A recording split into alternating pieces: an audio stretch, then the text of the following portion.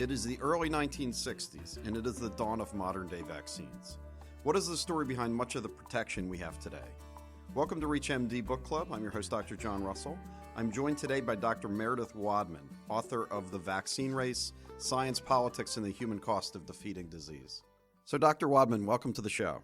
Thanks for having me. So Salk and Sabin were developing polio vaccines, and I think a lot of people in America recognize those names. What are some of the things we don't know about the polio vaccines? Oh, wow. There's a lot that's sort of back in the mists of history now, but I think one of the really important and overlooked pieces of the story is that when polio vaccine was first developed, it was developed in rhesus monkey kidneys, and that these monkeys had to be imported by their tens of thousands and slaughtered to produce the substrate for developing the vaccine. The Salk vaccine, which came to market in 1955, was a killed vaccine, so they essentially would use primary monkey kidney cells, generate lots of virus, kill it with formaldehyde, and inject it. And then came Sabin's vaccine, which began to be licensed in 1961, also made in monkey kidney cells, but a live vaccine.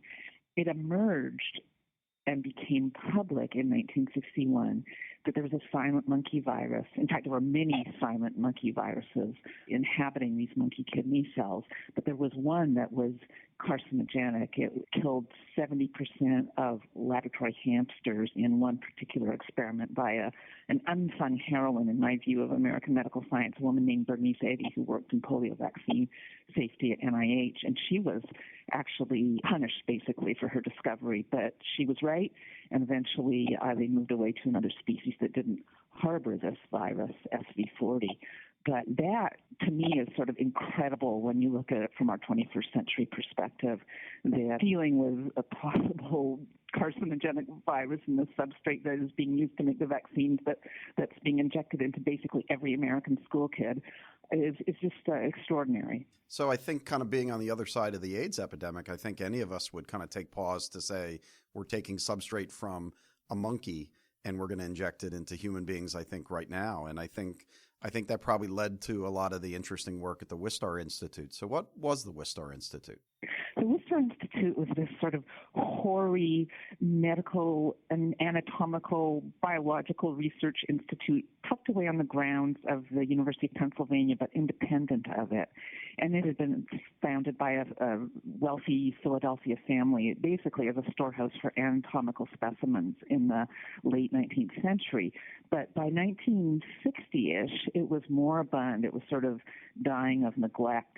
And this polio vaccine pioneer, another who was in the race with Salk and Sabin to make live polio vaccine, in fact with Sabin, I should say, Hilary Kopowski, a Polish immigrant who was a larger-than-life character, came and basically revitalized the institute and brought in world-class biologists from Europe and elsewhere and gave it a new lease on life. And that was where these human fetal cells were developed in the early 60s by a young biologist named Leonard Hayflick, and they would go on and become a really important substrate for vaccine making. So the WI-38, how did that come about? Oh my gosh, it's such a tangled tale. It begins, in essence, with Hayflick developing some fetuses that he received from across the street at the hospital of the University of Pennsylvania after elective abortions, several fetal cell lines, discovering that they, unlike virtually every human cell line to that point that had been developed in the lab, had mutated and become long-lived, immortal, as it were, and cancer, in effect. What happened with Hayflick's fetal cells, as he observed them, is that they died after a period of time. And he turned conventionalism on its head, which said cells in culture should never die, or if they do, the experimentalist is screwing up somehow. Well, he proved, and would go on to really make his name with this discovery, that normal cells, non-cancerous cells in culture, are in fact mortal and will die after about 50 generations. Therefore, they were looked at as safer for vaccine making by a good number of scientists who embraced them for that purpose. However, after developing these initial cell lines with human fetuses from the Hospital of the University of Pennsylvania, Hayflick lost them all in a freezer failure. He then was able to obtain, through connections that Kaprowski had at the Karolinska Institute of Nobel Prize fame in Stockholm, a fetus from a Swedish woman who had aborted because she just couldn't handle another baby. Her husband was a drunk, and so on and on. And he had obtained, sort of packed on wet ice, the lungs of this fetus, and he went ahead and derived the WI38 cell line, as it's known to this day.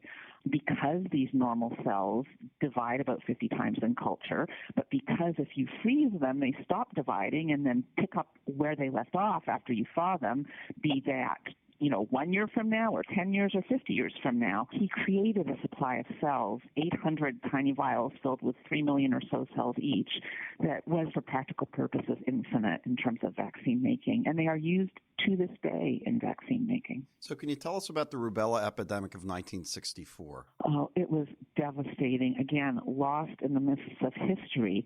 This was an unprecedented epidemic that infected, and this is an estimate from CDC, which is the best we have, at least 13 million Americans. And there was no vaccine. In fact, the virus had only been isolated a couple of years earlier.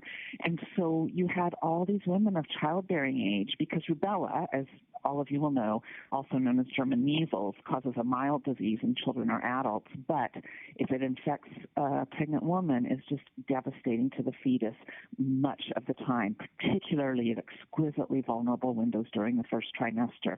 So you had in 1964 and 65, 20,000 kids born blind, deaf, mentally disabled, with heart defects, or combinations of these problems in the United States, and many, many more around the world, because this was a worldwide epidemic. So after that happened, there was a huge pressure from the public, from Congress, to get a rubella vaccine and to get it before the next epidemic came around, because they came periodically about every 6 years. So the clock was ticking toward 1970, and the race to develop that rubella vaccine is the race at the heart of the book, The Vaccine Race. And the WI38 was involved in some of the rubella vaccines that were being worked on, correct? Correct. Well, in particular, one vaccine that was being worked on by this academic scientist and pediatrician, Stanley Plotkin, at the Wistar Institute. And it was this David and Goliath struggle, because he was basically on his own at the Wistar, and the big drug companies who saw this huge market, because CDC was certainly going to recommend a successful rubella vaccine as a routine childhood vaccination. You had the big companies like Merck and, well, today it's called GlaxoSmithKline, racing to get a rubella vaccine before 1970. They were all using animal cells.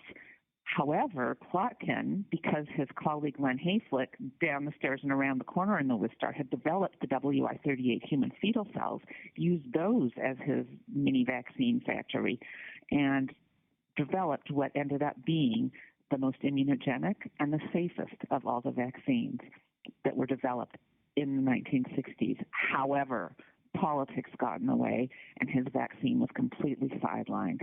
I don't want to give away the whole story, but suffice it to say that it didn't stay on the sidelines forever. It is a good tale.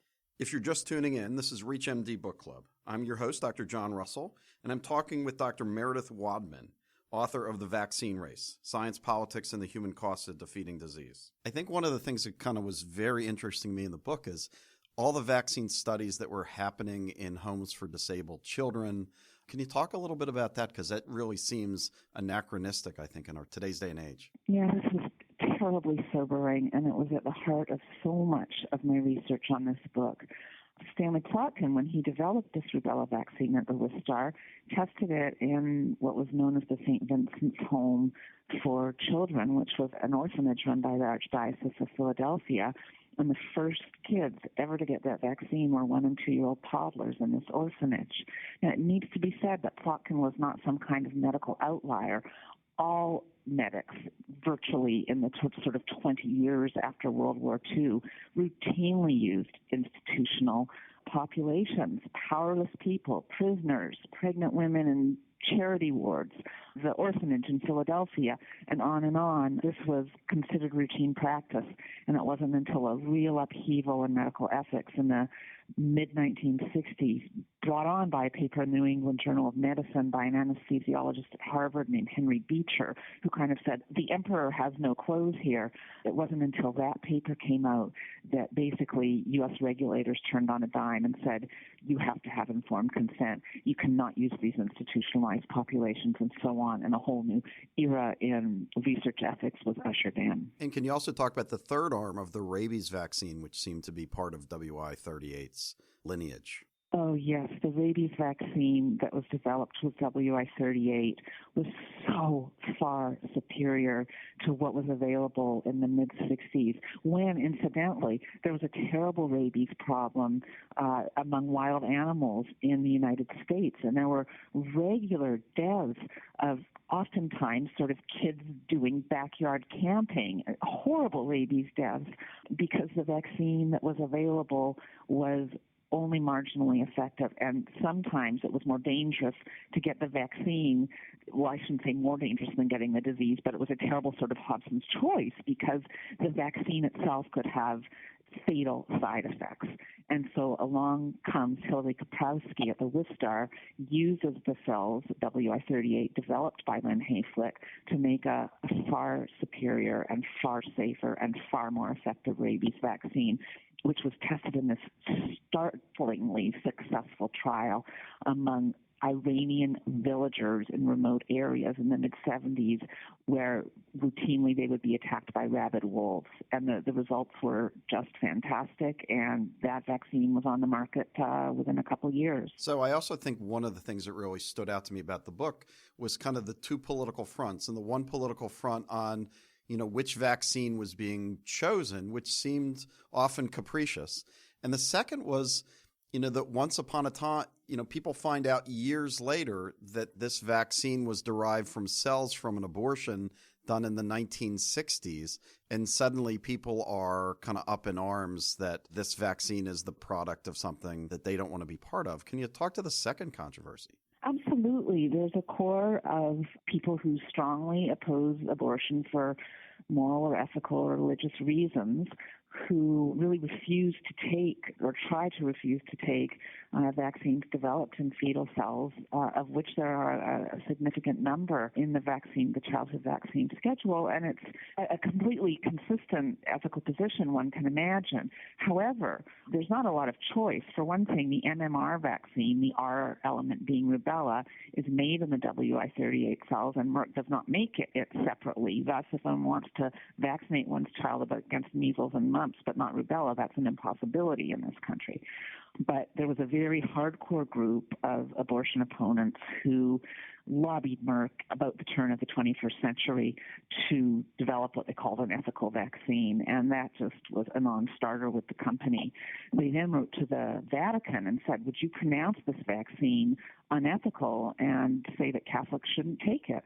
And a couple of years went by. The Pontifical Academy of Life considered it from the point of moral philosophy, and they eventually came back in 2005 and said, while we consider this vaccine an evil, we consider it a greater evil not to take the vaccine because of the risk at which it puts the community from contagious diseases. They were speaking of the MMR vaccine in that context. And then through all these political wranglings, WI-38, can you talk about how it finished up with regard to polio and rubella and rabies vaccines? Sure. Well, in terms of rabies, the WI-38 vaccine has largely been replaced oftentimes by more economical means of producing rabies vaccine. The technology has evolved, and with that particular rabies vaccine is not in widespread use. The R component, as I mentioned, of MMR is still made in WI-38 cells by Merck every year at its factory just northwest of Philadelphia, and given not only to all American toddlers or all of those who are vaccinated, but also shipped to 40 countries around the world. It has become the vaccine that, well, for number one, has wiped out rubella in the Western Hemisphere and is used, far beyond North and South America. Polio vaccine, less so. Again, it has been made most often in other substrates. So as a historian kind of working in vaccines and kind of a lot of your research dealt with some of the horrors of these illnesses, what would you be saying to the people who are kind of non-vaccine believers with regard to, if we stopped vaccinating kids against rubella, if we stopped having a rabies vaccine, if we stopped having a polio vaccine, what do you think would be unleashed on this planet? Well, I think we would simply go back to the bad old days. I mean, no polio vaccine. You can probably remember, or maybe you're too young, but, the days of iron lungs and of kids not being allowed to go to swimming pools in the summer by their terrified mothers for fear that they would catch polio. Kids dying with some regularity or being brain damaged by measles or deafened by mumps. I mean, these were realities, and I think vaccines in some way are a bit of a victim of their own success because the lack of visible diseases or infectious diseases in our communities allows people to be complacent. I don't think that complacency was there when these vaccines first came on the market. Parents wanted them, and with good reason. Well, it was a wonderful book, and there's lots of twists and turns we didn't even talk about in our interview. I'd like to thank Dr. Meredith Wadman for being on the show today. The book is The Vaccine Race: Science, Politics, and the Human Cost of Defeating Disease. Thank you very much. Thanks so much for having me. It was a pleasure. This is Dr. John Russell. You've been listening to ReachMD Book Club. To download this program or others in this series, please visit reachmd.com. Thanks again for listening.